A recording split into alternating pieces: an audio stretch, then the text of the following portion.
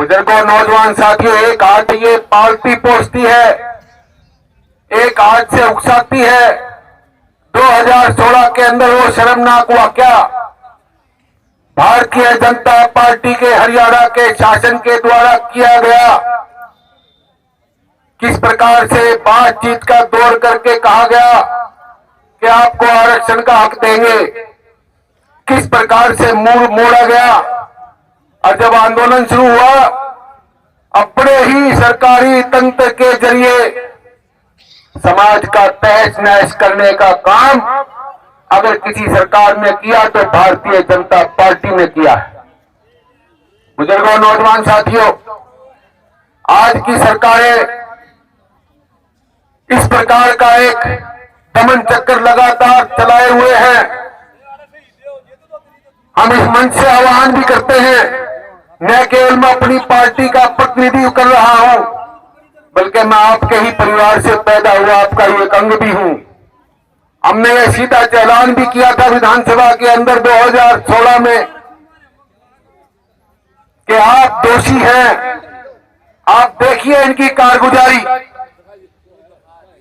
प्रकाश सिंह आयोग की रिपोर्ट के लिए कमेटी बनाई, पहली रिपोर्ट आई, उसको पब्लिक को दिया गया।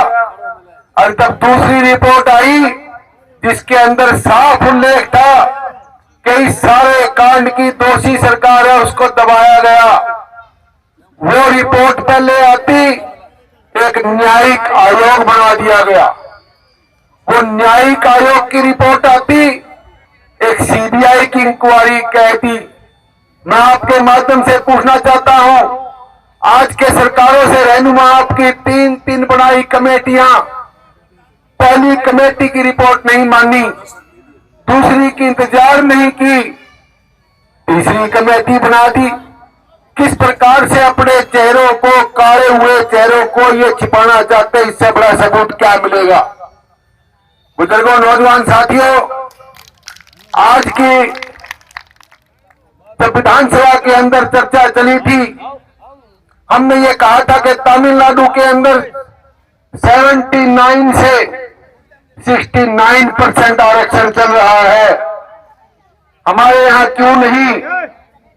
क्योंकि वहां संविधान का संशोधन करके 9वीं सूची में डलवाया गया।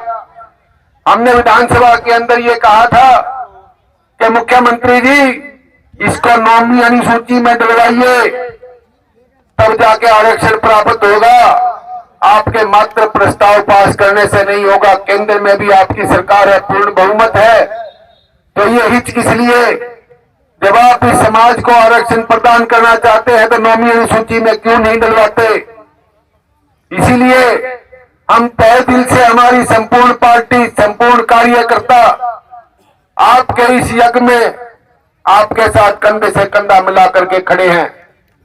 आप यहां लड़ाई लड़ेंगे, आने वाले विधानसभा के अंदर आपके चुने हुए विधायक आपके लिए एड़ी चोटी का जोर लगाकर सरकार के इरादों को नेस्तनाबूद करने का काम भी करेंगे। बुजुर्गों, नौजवान साथियों, आज सरकार किस प्रकार का व्यवहार कर रही है? एक तरफ ललकार रही है, एक तरफ आरक्षण के लिए धरना दे रहे हैं, उकसाना चाहती है, दबाव में है, बहुत ज्यादा दबाव में। मैं आपको बताना चाहता हूं, हम आपका दबाव चंडीगढ़ तक, दिल्ली तक महसूस करके आए हैं। नेता प्रतिपक्ष से कल बात हुई थी, सरकार बुखड़ाई हुई है। आपके केवल यहां बैठने से चूड़े हिल चुकी हैं। आप संयम बना के रखना, शांतिपूर्ण बना के रखना। ये हर प्रकार से कोशिश करेंगे उकसाने की, हर प्रकार से कोशिश करेंगे आपको भड़काने की। आज कमेरे वर्ग का सवाल है। आज जो हाथ से कमाई करता है, हाथ से काम करता है, आज उसकी रोजी रोटी का सवाल है, भविष्य का सवाल है। आज क्यों नहीं किसान वेतन आयोग बनाया गया?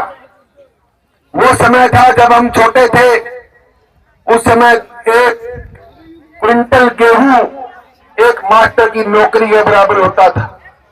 आज 330% उनकी तनख्वाह बढ़ चुकी है, लेकिन किसान की आय केवल 27%। ये बेरुखी क्यों अंदाता के? हमारी मांग विधानसभा में यह भी रहेगी कि हरियाणा के अंदर एक किसान वेतन आयोग बनाया जाए, जिससे प्रति एकड़ एक निश्चित आमदनी उसको स्वाभिमान को देखते हुए इतनी आय उसको हो जो अपने परिवार का भरण पोषण कर सके, शिक्षा दिला सके, स्वास्थ्य दिला सके। बुजुर्गों, नौजवान साथियों, आज के पूंजीपतियों को पालने पोसने वाली सरकार ये दोगले वादे करती है, दो मुंह साफ है। एक मुंह से आपको खा लेना चाहती है, एक मुंह से आपके हक हकाकों को लील करके दूसरे मुंह से आग उगलती है। इस प्रकार की दो मुंही सांप को हम बर्दाश्त हरियाणा में कतई नहीं कर सकते। जो हमारे अंदर फूट डालती है छत्तीस बिरादरी का बसा हुआ हरियाणा, सदियों से बने हरियाणा को किस प्रकार से तहस नहस करने की कोशिश की गई, इस प्रकार से हिंदुस्तान की जनता से झूठे वादे करके सत्ता में आए थे। आपको याद होगा कि आज के रहनुमा आदरणीय नरेंद्र मोदी जी जब वोट लेते थे, जब किसानों की एक रूपरेखा थी, डॉक्टर स्वामीनाथन आयोग की रिपोर्ट, उसको कहते थे पहली कलम से लागू करूंगा 50% मुनाफे के साथ। अगर वो लागू करती होती आज ये नौबत नहीं आती। आज हमारा समाज भूखा मर रहा है, रास्ता नहीं है। इसका एक आयोग बनाया जाए, जो बनाया था उस समय जब चौटाला साहब हरियाणा के मुख्यमंत्री थे, केंद्र में अटल बिहारी वाजपेयी थे, क्यों नहीं लागू करी। बुजुर्गों, नौजवान साथियों, आज सबसे बेरुखी इस बर्बादी का आज के रहनुमा कारण डॉक्टर स्वामीनाथन आयोग की रिपोर्ट के बारे में अगर इजाजत हो तो मैं उनकी धनखड़ की वाणी में सुनाना चाहूंगा किस प्रकार से आज ये फिर आनंद है। नरेंद्र मोदी जी ने 3 दिन पहले 9, 10 और 11 सितंबर को भारत के किसानों को गुजरात में बुलाया था।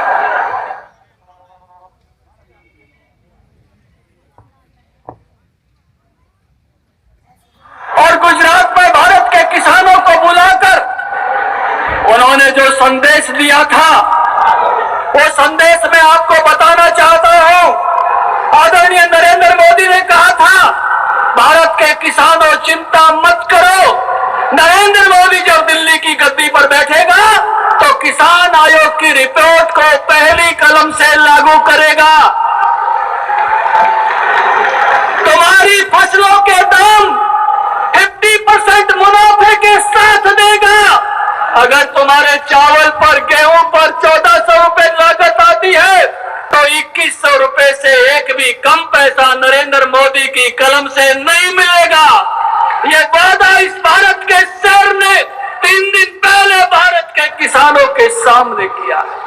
उन्होंने कहा, किसान भाइयों, अगर ओले पड़ेंगे, अगर पाला पड़ेगा, अगर ज्यादा बारिश हो जाएगी, सूखा पड़ेगा, तो नरेंद्र मोदी के खजाने पर पड़ेगा, देश के किसान के खेत पर नहीं पड़ेगा। आज हालत क्या है? आपको लूटने के लिए किसान लूट योजना यही लेकर के आई थी। आज आप में से 100 का 100 कर्जदार है किसान भाई, बैंकों का, सबके ऊपर जबरदस्ती बीमा राशि थोप करके आज किस प्रकार से पूंजीपतियों को पालने पोसने के लिए किसान को उजाड़ कर लेके चले गए। यही मामला आपके हकों हकाओं का है। ये कहते कुछ है, करते कुछ है।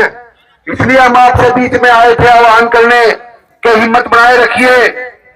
आपकी हिम्मत रंग लाएगी, आपको उसका अधिकार मिलेगा। हम तन मन धन से आपके साथ हैं और रहेंगे। बहुत बहुत धन्यवाद, बहुत बहुत धन्यवाद।